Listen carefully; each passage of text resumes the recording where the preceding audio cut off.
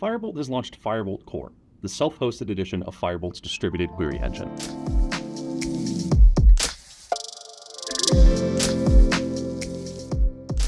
Before discussing more about the launch of Firebolt Core and how you can get started with using it, I should explain what it is. If you're already familiar with Firebolt, then Firebolt Core is just a self-hosted version of that you can run offline. If you're not familiar, then it's a tool that provides powerful data warehousing capabilities with a highly performant SQL query engine. You can deploy it yourself, from something as small as a single laptop to something as large as a production-scale cluster with dozens of nodes in a data center. Because Firebolt Core comes with all of the performance improvements, optimizations, and features of the cloud Firebolt query engine, it excels at the same workloads that Firebolt does, providing low latency, high concurrency analytics that can power interactive and seamless experiences on data and AI applications, ELT at scale, and anywhere where a user running SQL queries wants to have a quick sub-second response time. I should also explain briefly what Firebolt Core isn't. It's not open source.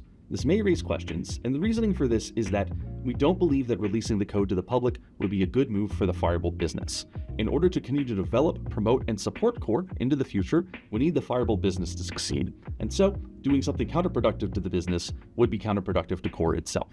However, it is still free, you can still download and get started with it today, and the only licensing restriction is that you can't use it to provide a competing cloud offering with Firebolt. Getting started with Firebolt Core is as simple as running a single command.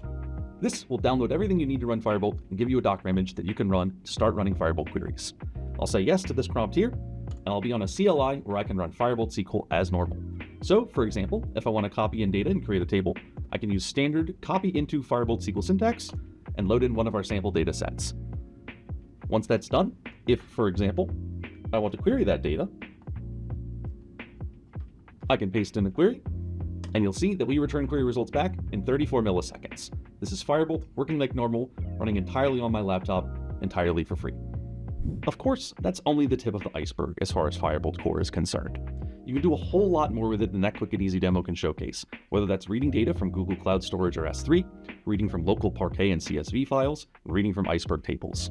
You can connect to Firebolt Core with any of the clients that you would normally be able to connect to Firebolt, including a variety of different programming languages and BI tools, so that you can visualize and send queries with more than just a CLI.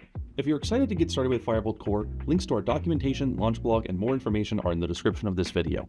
If you'd like to join the conversation, talk about it, get help, or show off what you've built with Firebolt Core, I recommend you join our Discord, also linked in the description. Thanks for watching.